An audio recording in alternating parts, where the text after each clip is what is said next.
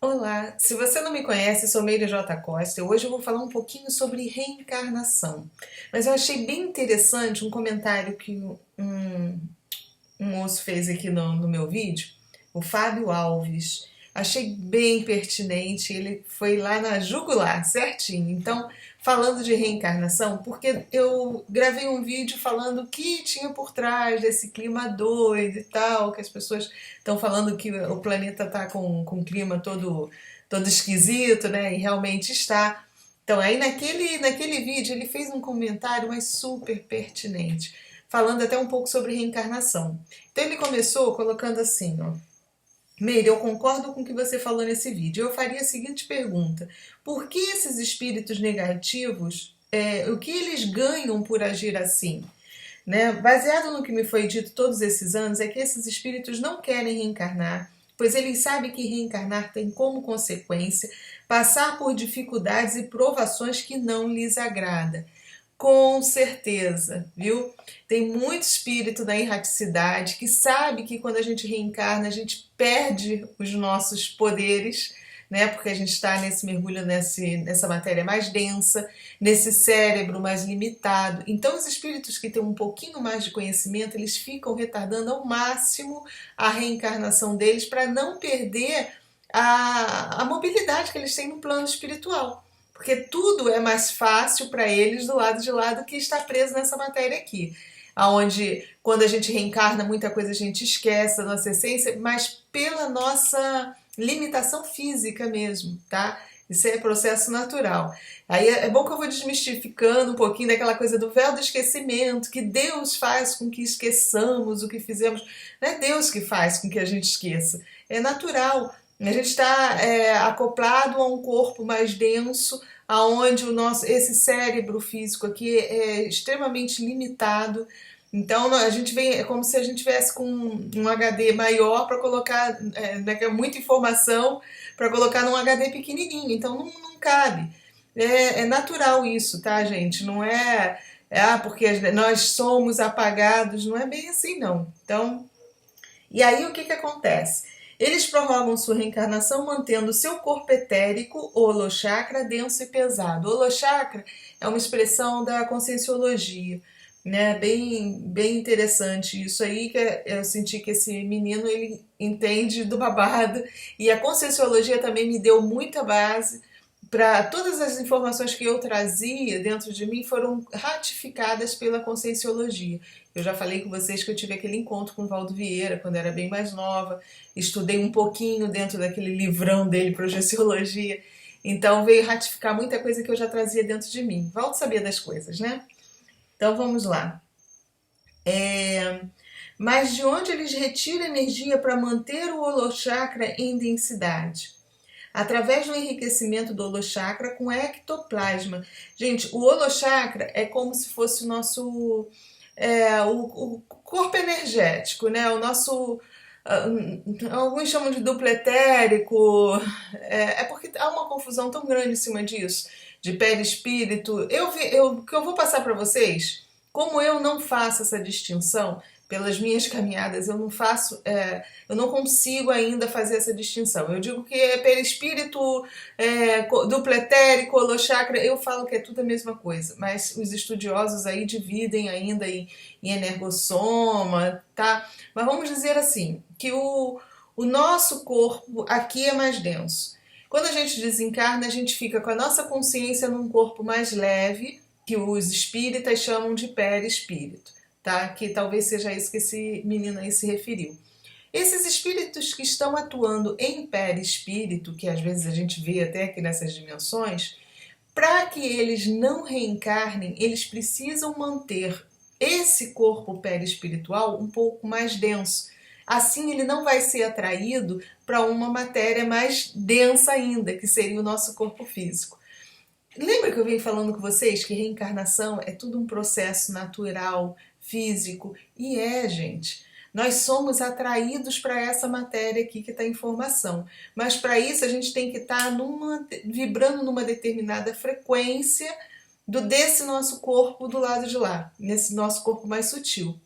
Então, da maneira como a gente está vibrando, que as nossas moléculas estão vibrando dentro daquele corpo energético do lado de lá, ele é atraído para cá para acoplar num corpo mais denso, que é esse nosso que está para quando o espírito está para reencarnar.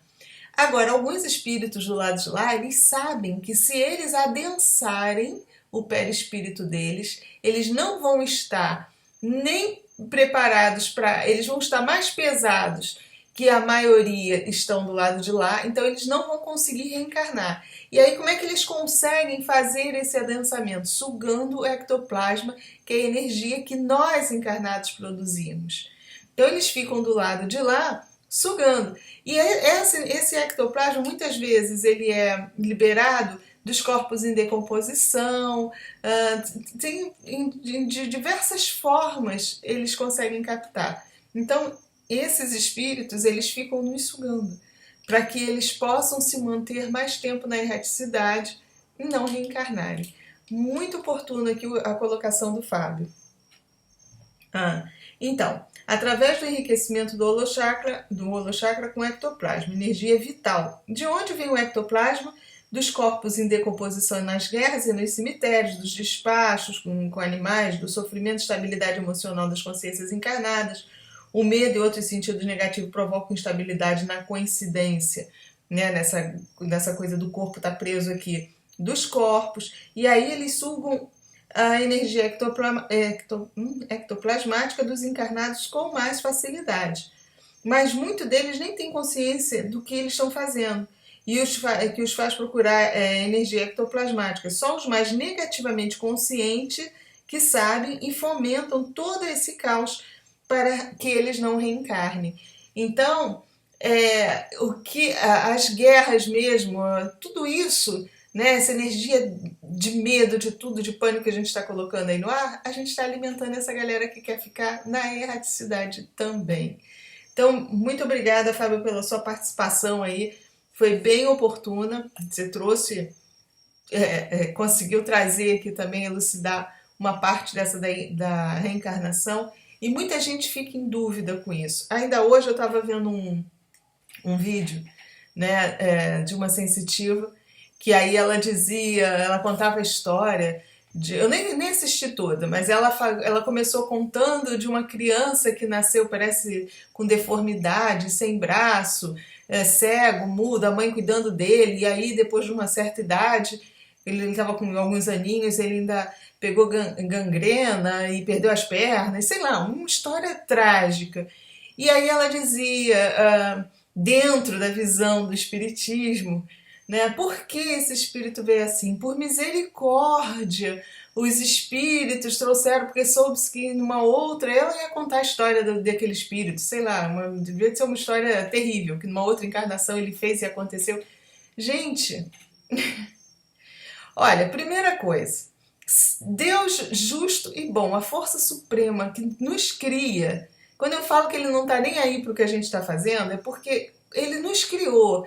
E se ele estivesse aí, se ele fosse tão onisciente, onipresente, justo, soberanamente justo, por mais que a criatura tivesse feito em outras vidas, ele não ia permitir que um filho seu viesse para sofrer.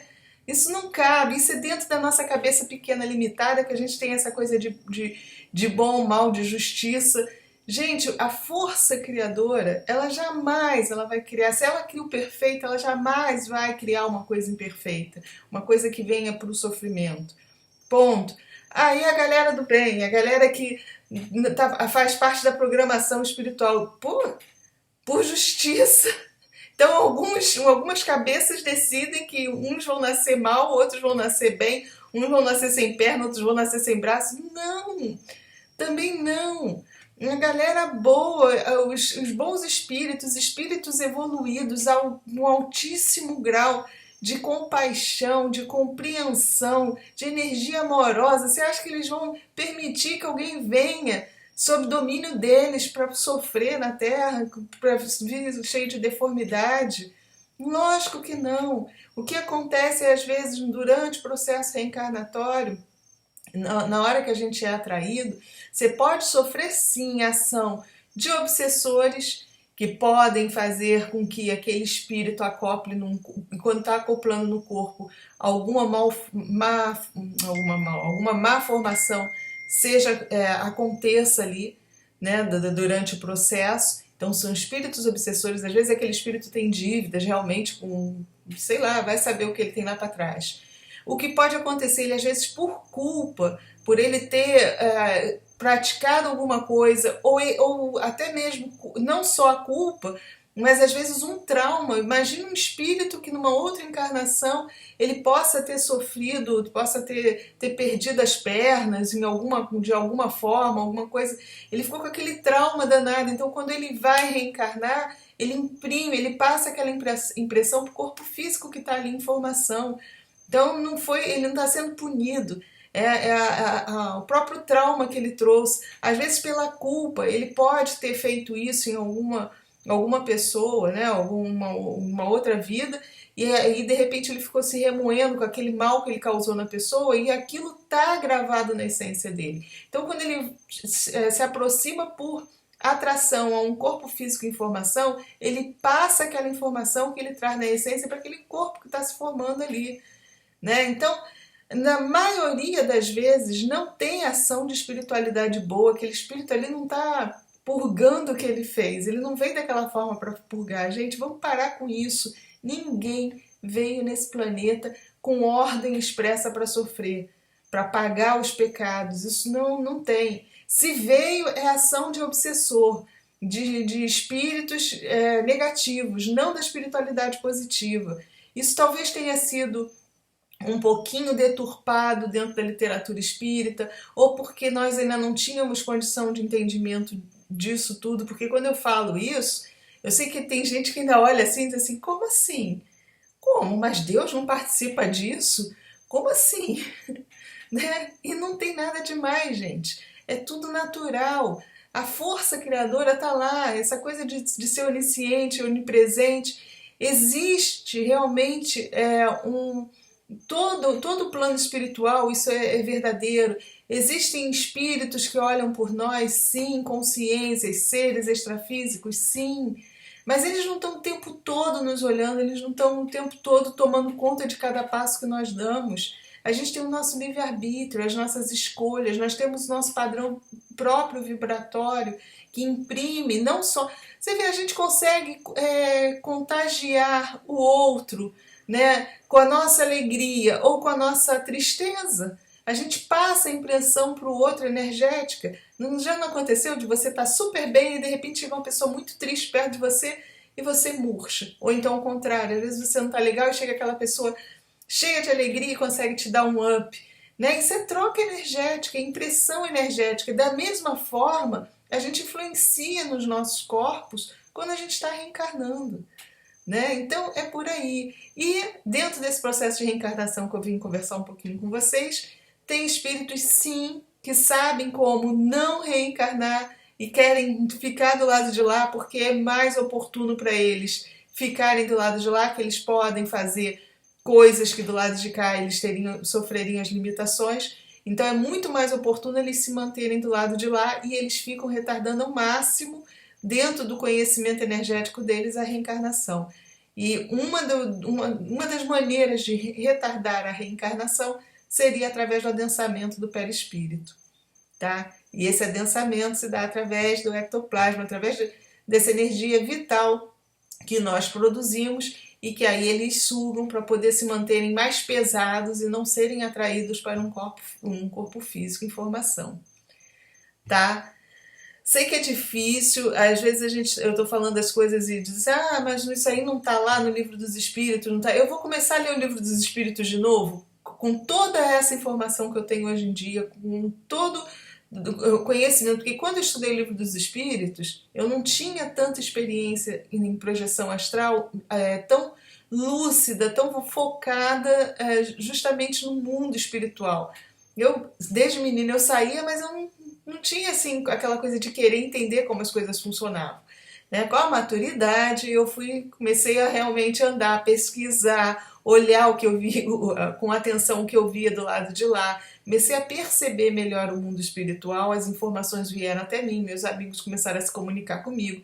Então hoje eu acho que eu tenho uma outra visão. Se eu começar a ler o Livro dos Espíritos e eu vou ler de novo, eu sei que muita coisa Kardec falou codificada, ele não escancarou. Era 1800 e pouco, 1857, sei lá, quando ele escreveu o Livro dos Espíritos. Então não tinha como abrir isso tudo. Então eu tenho hoje quase certeza que muitas das respostas que o Espírito da Verdade trouxe, se a gente abrir a nossa mente, a gente vai ver que tem muito mais coisa por trás do que o texto ali literalzinho, tá? Então, bom, obrigada, Fábio, pela sua participação aí, foi muito legal, muito bacana. Botei até bingo para você, que é por aí mesmo, né? Isso acontece de montão. Eu sei que é difícil a gente falar porque as pessoas acham que não, que a reencarnação é vontade divina e não é, volto a falar, tá? Nem sempre. Também a gente não pode botar tudo numa caixinha, cada caso é um caso. Chico falou do departamento lá, do Emmanuel, né? Como é que é o Ai, André Luiz contou do departamento de reencarnação. Não estou dizendo que não tenha, pode ser que tenha também, mas nem todo mundo passa por ele. Tá bom? Ok? Era o que eu tinha para falar, mais um pouquinho de reencarnação, e a gente vai cada vez mais ampliando esse tema aí, se aprofundando. Tá bom? Gente, mais uma vez, muito obrigada e fiquem com a luz.